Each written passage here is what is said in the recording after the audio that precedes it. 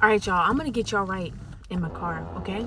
Have a couple minutes. I'm getting ready to have a session, and I wanted to just share something about control. I talked about control before, and I want to elaborate about the importance of addressing control, which is more on the unhealthy or less positive emotion. And if you are new here, I do talk about your emotions. I talk about trauma and healing, because when you address these things, your traumas, if you address your unhealthy emotions, you then have a choice to have a better quality of life, because now these negative emotions or unpositive emotions, you can change and make them more healthy. Therefore, giving you a way better quality of life. And sometimes we have these emotions and we don't know where they come from. Therefore, we're continuing to repeat them. And it's on autopilot, and we don't even understand why our life does not feel good.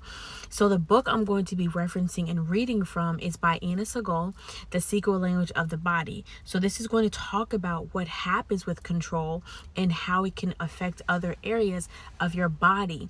And then also in this book, there's a section where you can replace one negative emotion and replace it with a positive, but this does take time. I will say this too with healing. You have to be willing. You have to be a participant in your healing. And you can't expect that you can pay a certain amount of money for somebody to be able to heal you without your participation. This is your life. That was your past. You have the power. You have the choice. And so take it. And don't allow yourself to be stuck in the past because you're no longer living there. You're in the present and you want to have a better future. How you do that is addressing the deep-rooted negative thinking patterns and your belief systems, because until you address them, you can't change them. So let's get into this control.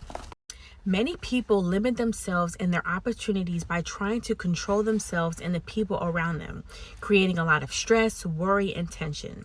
The need for control arises from people feeling that their lives cannot be perfect unless they dictate and dominate other people's actions. So right off the bat, we need to get rid of thinking that you have to be perfect. You don't have to be perfect. You need to be present. You need to be positive. Replace it with another P word, but perfection is not it. They believe they need to create a multitude of rules to order their lives and the lives of others. Need for control and perfectionism imply a lack of trust and belief in yourself and others. It keeps people limited and disconnected from their heart. Control often becomes aggression when the person or experience someone is trying to control does not comply. Controlling types fear, spontaneity, creativity, imagination, and fun, because these things break down oppression, constriction, and restriction.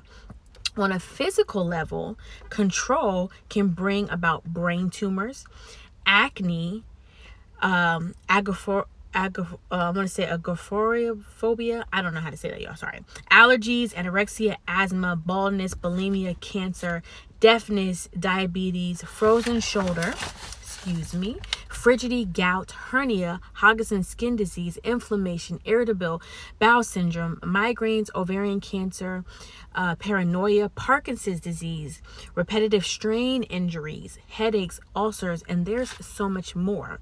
So when you think that you can just easily look over your control and think it's not a big deal and just make being a control freak cutesy and demure, it's really not. And these types of things can eat away at your body. But how you start healing is start asking yourself the question, why am I so controlling? Why do I feel like I have to control? I talked about this in the other video. Basically, control means you don't trust that your needs will be met. Where did you learn that? Did somebody tell you that? Did you observe that from a childlike understanding? Why do you feel like you need to have control, especially when you ultimately know you can't control really anything outside of you? You control your emotions and your experiences, but you can't control other people. So sit with that. Think about that. And then guess what?